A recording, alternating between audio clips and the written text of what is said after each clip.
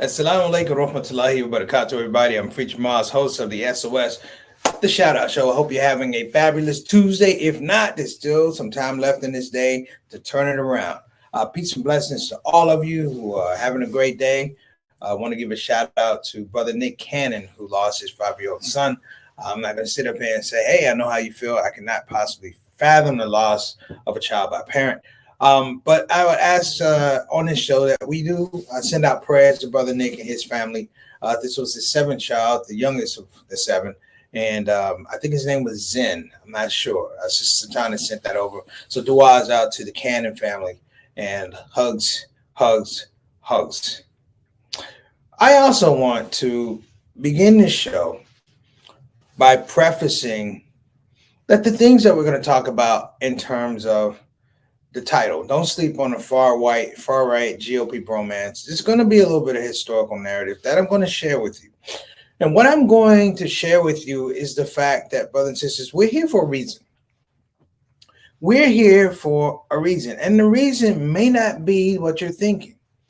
The idea is there's been a turnabout in terms of strategy. Now, why am I talking about white nationalist candidates? I'm talking about the fact that there's definitely been a resurgence, if you will, of people who have gone on this mantra that they are reclaiming America, that somehow, someplace, America was taken from them. Not that they invaded, not that they didn't rape and pillage and kill people, not that they brought over slaves, but somehow, brothers and sisters, they have been wrong. Whiteness in America has been wrong, and the victims of whiteness are the ones who did it. Well, if you're going to throw that out there, brothers and sisters, then we need to have a full conversation. Yesterday's show, if you need to go back and revisit, I talked about forecasting, deception, and fake news. Well, we are in the gist of it right now. I did it for a particular reason, brothers and sisters, because somebody reached out to me and said, when are you going to do this show? I said I'm going to do it because I've been talking slowly about the 2022 elections, the midterms, and I want all of us, now that we've had this conversation about deception and fake news, to be able to take some of the things that we said, brothers and sisters, and be able to develop our own platforms and conceptual understandings on what's going on, not in just a broad scope, but locally. This thing happens locally. Whether you're in D.C., whether you're in Maryland, whether you're in California, whether you're in Texas, Oklahoma, these things are happening right now. You have a platform, brothers, that's been laid out since 2014, whereby people are thinking all of a sudden like they were thinking in the early 1900s. A lot of you guys don't know, but then in the early 1900s, they had a massive show of white power, quote unquote. And it was over 100,000 Klansmen that marched on the U.S. Capitol. They marched on Washington. They had the approval of politicians who were there. They had approval of the people in the areas. They marched on white makes right, and it was classical. But what happened, brothers and sisters, is shortly after that, the numbers fell from 100,000 to barely 30 or 40,000 people. People didn't want to necessarily be listed as being a part of the KKK. Therefore, you have an intellectual movement that says, let us build a case based upon our gripes, but also build a case upon the fact that people who will not do their work will be more apt to accept fiction. We will give them fiction. So in reversing that, I don't want to give you fiction. People say, these are some of the jokes that make sure I'm never going to be a big time comedian. If that's the case, that's fine. In fact, thank you, Mr. Gregory. I appreciate you telling me I was 22. But he said, these are the things that we talk about that save our children.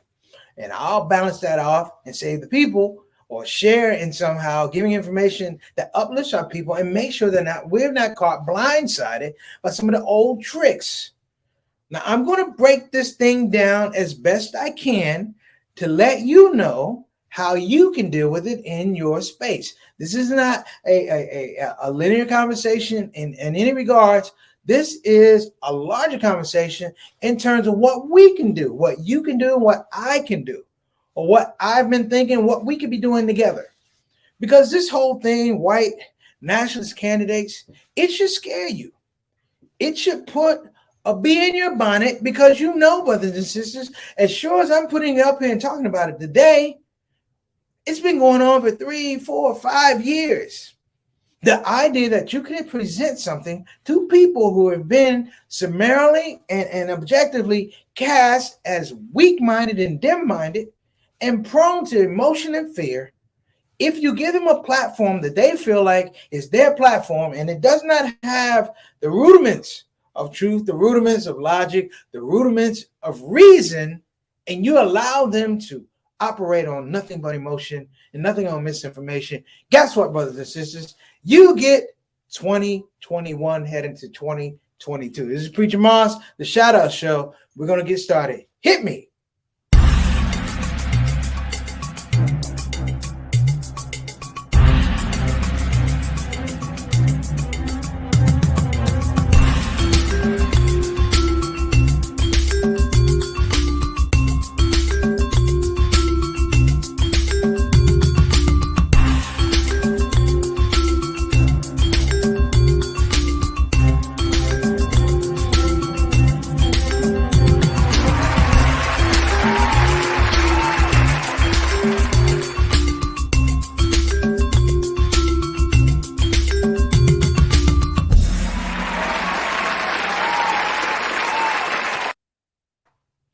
And we're back. What's going on, family? This is the SOS, the Shout Out Show. I'm your host, Preacher Moss.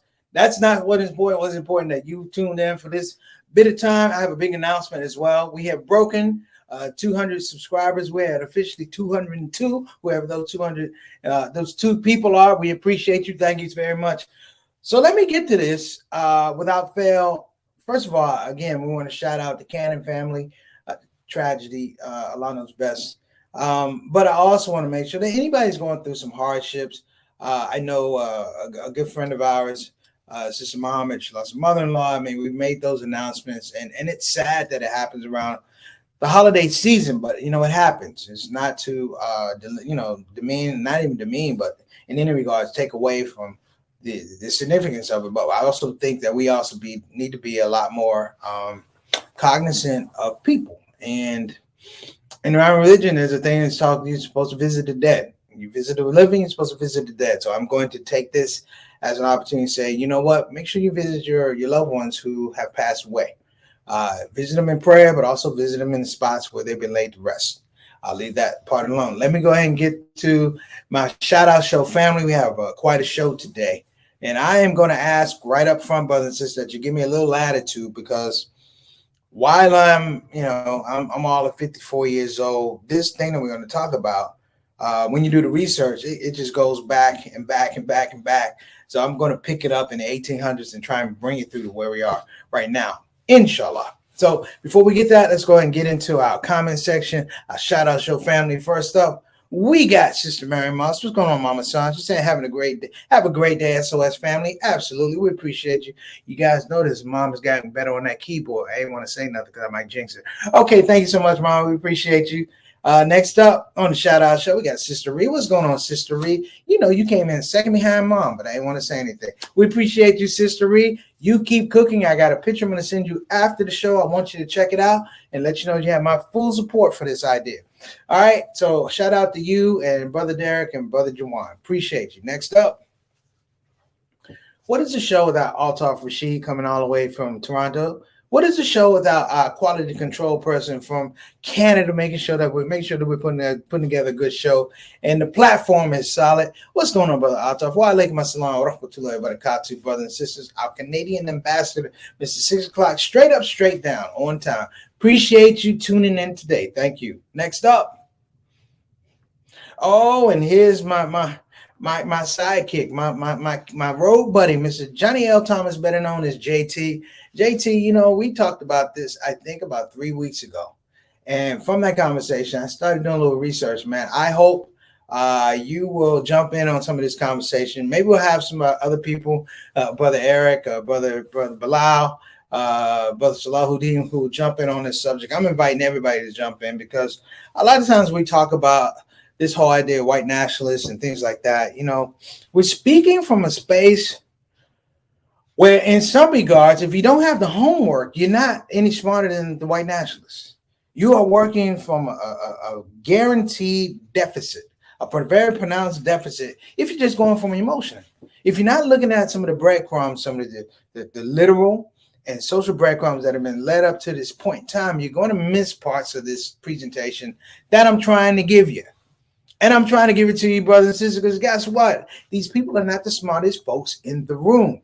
That's where you have fun. That's why I'm a comedian. Next up, who we got, Sister Satana?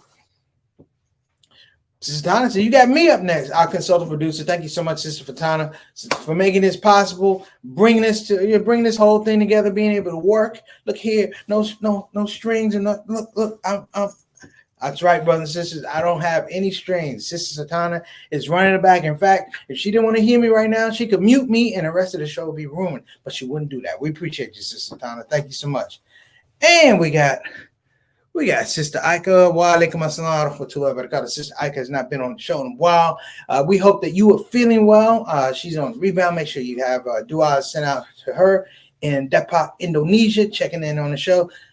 Assalamu alaikum assalam wa rahmatullahi wa barakatuh. Sister Ike, thank you so much for joining us. We appreciate your participation. The title, brothers and sisters, is Don't Sleep on the Far Right GOP Bromance. Do not sleep on the far right GOP bromance. In a lot of my lectures, when I talk about race and diversity in America, there's a part of my lecture where I say that the racists are not that smart. And I say the racists do basically three things. They have three categories of things. Listen very closely. The three things a racist will do, listen carefully. Whatever it is that's good about you, they'll discredit. Whatever it is that's bad about you, they highlight. And whatever it is they don't know about you, they'll make up. Let me say it again. Whatever it is that's good about you, they'll discredit. Whatever it is that's bad about you, they'll highlight. And whatever it is they don't know about you, they'll make up. Now, here's the thing you have to know, brothers and sisters. That a racist person against a black person or a Latino or a Jew is even more racist with a white person. In fact, what you're seeing, brothers and sisters, is that white people are being impressed by white racists. Preacher, you kidding me? No, it's been going on for years. The term, brothers and sisters, nigger lover is not a term of endearment. It's been around for a very long time. And it was based on the fact that there are people who had moral principles and moral center to say that slavery was wrong. That some of the laws that were meant to make people stay in bondage and make people disadvantaged, even up to now, was wrong. Constitutionally, morally, spiritually, and even according to their own religious edict, it was wrong. So what you have now, brothers and sisters, at a presidential level, thank you, Mr. 45, at a presidential level, you had somebody who was willing in a very open way, not hidden, in a very open way, take those three principles I taught of the races and oppress his own people. Now, if I were racist, I said, that's absolute genius. I'd say it's absolute genius because he's figured out a way to take all of these fears, if you will, move them out of the way and give people this false sense of promise and position. Promise and position. So I'm going to show something right now, and I'm going to talk about it. Sister Tana is going to cue this up. I'm going to show you something. We're going to talk about it, but I want you to pay very close attention to what these people in the news are speaking about, and then we're going to come back. All right. A chilling sight in the nation's capital, a white nationalist group known as the Patriot Front descended on the National Mall over the weekend. Its members wore masks, some carried plastic shields, and according to their banner, they were marching, as they put it, to reclaim America. Joining me now, early start anchor and CNN correspondent Laura Jarrett, and back with us, CNN senior political analyst John Avalon. Look, we can agree that this one is too many, right? To see anyone marching a white supremacist to the Lincoln Memorial is a sight that none of us ever wants to see. There's something almost too on the nose about having a bunch of guys dressed up like they're ready to go to war, dressed up with like battle armor and shields, because in their minds, the Civil War never ended, right? Right. And what they're chanting is always so telling. Reclaim America. When was America ever taken? And who was it taken from and by whom? Well, they feel like it's been taken from white folks. But since when are brown and black people ahead, right? So it's since when are They're white men applying still not on logic to top? their anxiety. My point is to say there's something so remarkable about having self-avowed white nationalists, white supremacists, marching on a memorial for somebody who signed the Emancipation Proclamation. Yeah. Yeah. It just sort of exemplifies the country's ongoing struggle with racism. Yeah, and look, the fact that we're seeing an acceleration in the wake of Charlottesville, that these are young folks and they're masking and they're carrying shields and battle armor, which of course is a sign of their own weakness. These are weak, anxious people trying to find definition and strength in this kind of militaristic white nationalist nonsense. The reason it's more than just a bunch of clowns trying to march on the Lincoln Memorial is the ADL found that this particular group, the Patriot Front, was responsible for 80% of the white supremacist propaganda found on campus and elsewhere in 2020. So, and it's a young person's movement. This isn't just a bunch of old cranks waving their fist at the sky about how the country is changing. The leader's 23 years old.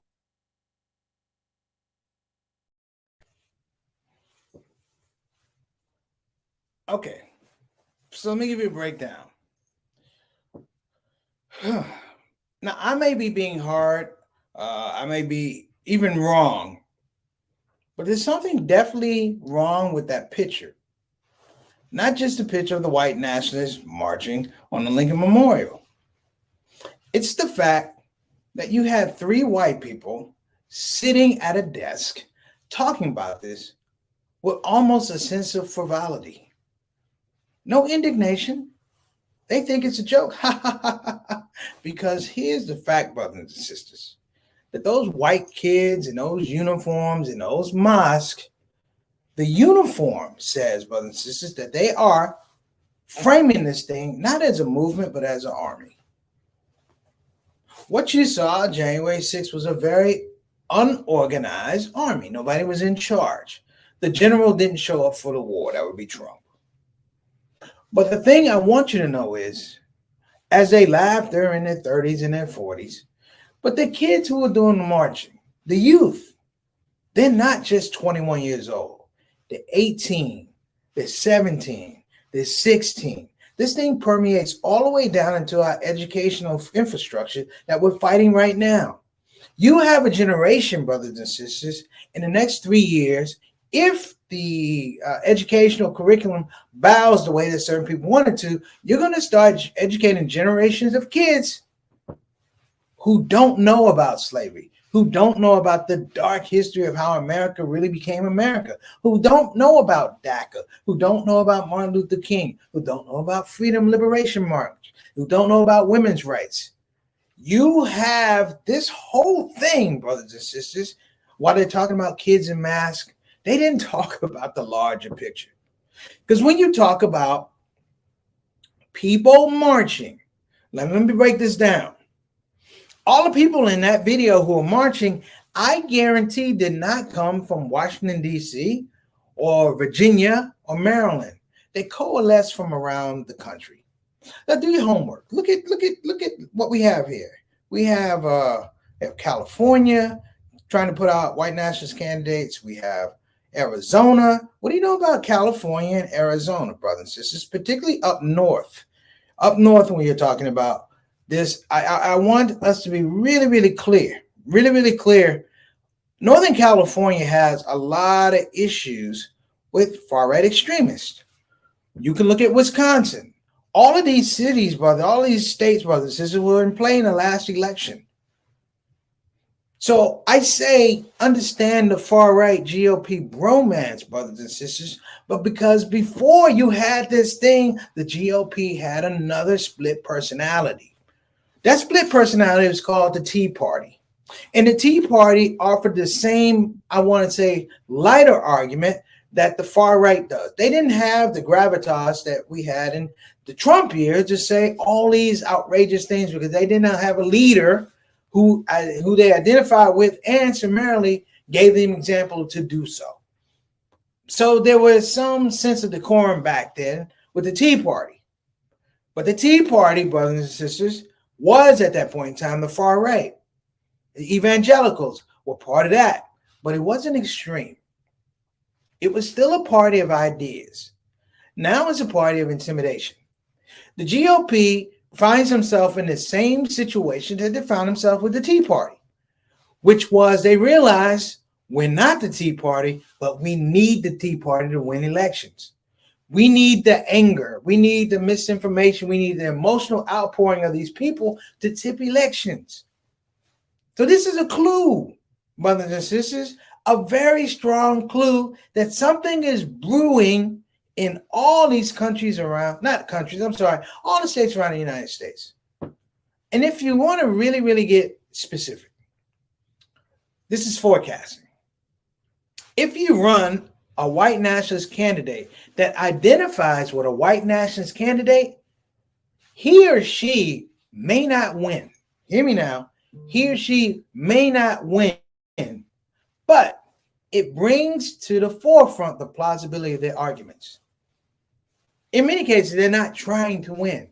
You still have too many people who have to, I want to say, respond to constituents and do real legal work, passing bills other than we're trying to reclaim America. That's not a platform.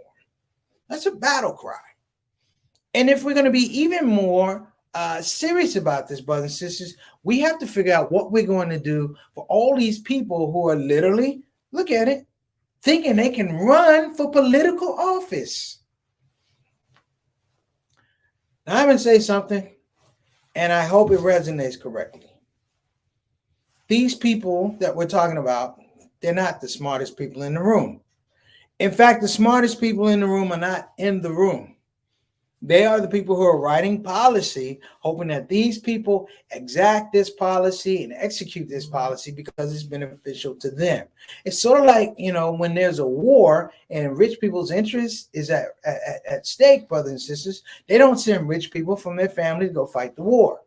They develop legislation and they develop laws like the draft back in the day to make sure your son goes to Vietnam or you go to civil war, but my people, my family stays safe. It's the same thing here. The bromance between the far right and the GOP is the GOP is scared now. If they don't identify with the things that the far right is talking about, they may find themselves out of the cold. Not losing to a Democrat, brothers and sisters. Oh, no. Losing to a far right candidate. Do you see the picture now? Do you understand what I'm saying now? The white nationalist candidates, brothers and sisters, are not running against Democrats. They're running against other GOP people who don't accept the platform.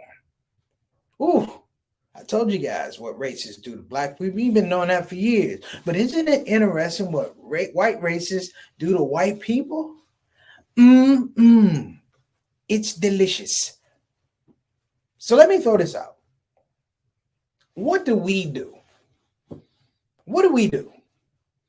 You're not in the GOP. You're not a white nationalist. But I thought about this, brothers and sisters.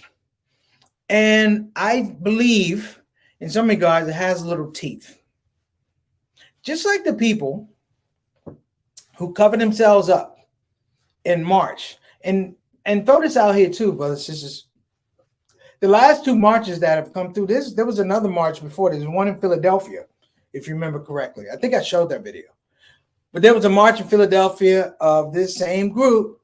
They put their mask on. They're not really announcing their rallies because you're in D.C., you might get shot up. But they run through, and they're gone. They run through, and they're gone. What have they learned from Charlottesville? What did you learn from Charlottesville? It means don't get identified. Wear your mask, wear your dark glasses, your fake beard, whatever. But here's the thing I want us to understand. There's certain things that anonymity don't hide. There's certain things that anonymity don't hide. Economics is what anonymity cannot hide. Hear me now. If it were me, brothers and sisters, and I looked up and I saw these white nationalists running down the street with their mask and all of that, Even going back to January 6th, because January 6th, you'll find out more and more and more. Everybody knew about January 6th. I'm not a scientist, but I guessed it on the show. Smells like a coup to me on January the 5th. Economics is one of the greatest things I believe Allah has ever created. It's an equal opportunity, brothers and sisters. I'm not saying it's equal access, but it's equal opportunity. And if you can find a way to navigate access, whatever those hardships are, the basic premise of economics is there's only a certain amount of money around. It is the ultimate net zero about money, not about opportunity and access. It's about money. I would say that we somehow punish those who, for lack of a better word, harbor this type of discontent and this type of protest.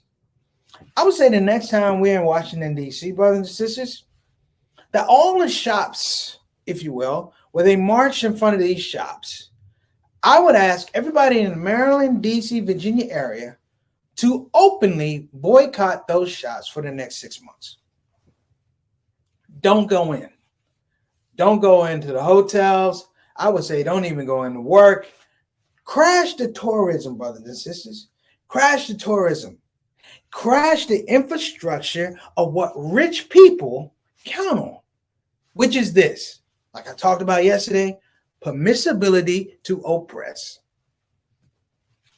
That's different. So when you go into these little towns like I have here, guess what? Maybe it's not a lot of black people in Arizona at that point in time, but it's a lot of Latinos. And understanding that if you don't make a stand now, these people who are believing that they can run these campaigns, if you make a stand now and you tell these people these are the repercussions, whereby if you decide to do that, we will crash the entire system. It's sort of like my brother Nuri Amir talked about Bitcoin. The reason why Bitcoin would be around is because Bitcoin is tied into computers. And the only way, Nuri said, to shut down Bitcoin is actually just close all the computers, because Bitcoin is lodged on everybody's computer. And if you shut down the internet, this whole country would go into chaos. They won't do it. But this one, brothers and sisters, I'm saying let's be preemptive. We need a national police. We need a national police that goes around and speaks to all these municipalities, all these cities, these towns, and saying, well, listen, there's a way to handle that. We just won't do business with the people who won't speak up. Now, I'm not saying support it. I'm saying the people who won't speak up. Therein is a little wiggle room. Let me tell you what the wiggle room is. Economically, the people who do this thing are not in the strongest position. Put up by a lot of rich money to do these things, guess what? And I always used to say to everybody in the posse back in the day that went out and strung black folk up, you know what they had to do the next day? Go to work. Well, we ain't going to take anybody being stringing up. We're going to make sure that when you go back to work, there's no job there. Think about when we had the Karens. Remember, you had the proliferation of Karens, and they were calling, and they thought, I'm going to call the police. And when they found a fraud, brothers and sisters, everybody, poor Karen, and we were angry. Somebody said, particularly the man in Central Park who got her picture and put it out on the internet, that lady lost her job. There's another case of a New York trumpeter who his son was attacked by a lady. She said that he stole her cell phone, and she called the police on. He didn't sell a cell phone, brothers and sisters. She made this big rouse. But you know what? People took pictures. People held the lady accountable. And I'm saying, let's not let it go to the Justice Department or the legal system here in the United States. That's fundamentally flawed. We need to have our own justice, but the justice now needs to be, I want to say, framed around economic power. Now, brothers and sisters, this is not new. It's not new. I will not lie to you and say it's new. What I'm saying is that it's overlooked. What I'm saying is the model has not been refreshed in quite a number of years. What I'm saying is, while we diddle away our time on Instagram and Facebook and Twitter, and TikTok and all those things, we haven't harnessed the power to make this an economic question as opposed to a racial question. Because what you find is that people don't answer racial questions. We got some comments, Sister Tana. Can we put them up, please? Wa alaikum assalam rahmatullahi wa barakatuh. Brother Eric, I just shouted you out before you came on the show, man. Hope you're doing well. Thank you for joining us. All right, let me increase my screen. You know, your brother's eyes aren't that good. Danger is now that elections will be won by white nationalists by any means necessary. Steal the election. I agree, but it's more important for the people who are in office to be pressured by the white nationalist agenda. Knowing that separately, brothers, separately, a white nationalist agenda won't win. They'll get some, you get the Marjorie Green, the crazy stuff. That's more like QAnon. A white nationalist agenda won't win. I remember, and I would take everybody back to when we had David Duke. Remember, from Louisiana, David Duke. He was a former Grand Wizard. You know, he ran for political office in Louisiana. And he got a lot of press, brothers and sisters. But the thing about David Duke getting a lot of press was that he didn't win. He showed all these other people, look, I'm out here affecting change. I'm out here changing minds. I'm out here, I want to say, influencing the political process. This is what the white nationalists will do. They're going to, raise the profile, which means that recruitment will increase. Number two, brothers and sisters, they will feel heat from those who are not really part of the political process. They're part of the lever to put pressure on these GOP people who are in office now to adopt through laws, to adopt through mandates their agenda, or at least parts of their agenda, which make these people feel comfortable. And guess what? Gets their vote. And then the last thing, and I'm going to take this comment from JT. And then the last thing, brothers and sisters, and it should have been the first thing, is that you now create, hear me now, you now create an environment based on fiction. You now create an environment, brothers and sisters, whereby, hear me now, if you're taking a baby from the womb and they don't come into consciousness until the next, 10, 15 years, they won't know that these things were put in place. They won't know, in this case, what is the big lie. They won't know. And what they see in these spaces all around, I'm talking about, this thing appears to be normal. And so the next one that comes up, this agenda will be normal. You'll have a lot of people who have inculcated to the idea that something is normal, even though it's corrupt. So let me throw this out here. I appreciate it. Let me get to JT's comment. I'm sad that our government appears to be run by people, far-right GOP, who have no respect for the rule of law or the law. Exactly. If they had to deal with the law, Brother JT, and we talked about this before, if they legitimately had to deal with the law, they would be politicians. I'll leave it at that. Let me go ahead and wrap this up. I appreciate you guys in your time. If you have any questions, go to permissiblelaughter@gmail.com. Again, that's permissiblelaughter@gmail.com. Love to hear your comments. All right, Satana, let's wrap up and get these people out of here. I want to give a shout out to our sponsor, of course, www.befinanciallyindependent.com. Again, that's befinanciallyindependent.com. If you don't want to go to the website, you know what you do. Call 1-888-496-6845. Again, that's 1-888-496-6845. Also, should you be in the marketplace to get a quality Islamic graduate education, look no further.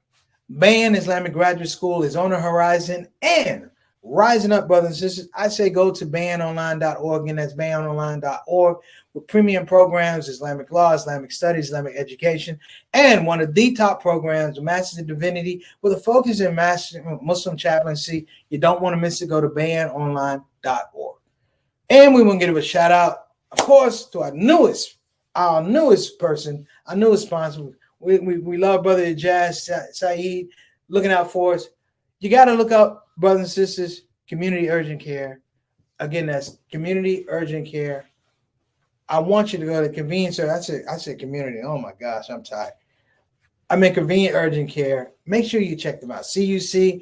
You see the title on the bottom with 3 locations, and within the city of Houston, you have Cypress, you have Park Road in Houston, and you also have Pasadena.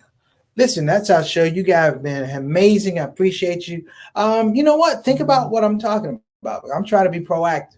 I talk about forecasting. The other part is once you have some things that are in your purview, what are you going to do? I've talked about what I'm thinking. Let me know what you're thinking. I'm Preacher Moss. It's a shout out show. Inshallah. See you tomorrow. Assalamu alaikum wa rahmatullahi wa barakatuh. I'm out this way. Assalamu alaikum wa rahmatullahi wa barakatuh. Well, team, we've come to the end of yet another show. And I have to say, I had a good time, and I hope that you had a good time as well. Listen, at this part of the show, we have no more show. I could literally sing a song saying we have no more show.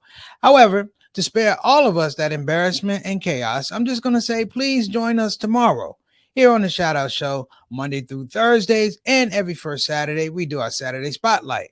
Here we are again, 5 to 5:30 on the Central Time. And of course, we're going to do our rebroadcast at 8 o'clock Central, 9 o'clock p.m. And of course, that would be 6 o'clock on the West Coast. So, time for you to go, because it's time for me to go. I think I will do that song. Thank you for coming to the show. Thank you for coming to the show. That's all the lyrics I wrote. But you get the idea. See you tomorrow. Assalamu alaikum. Shout out.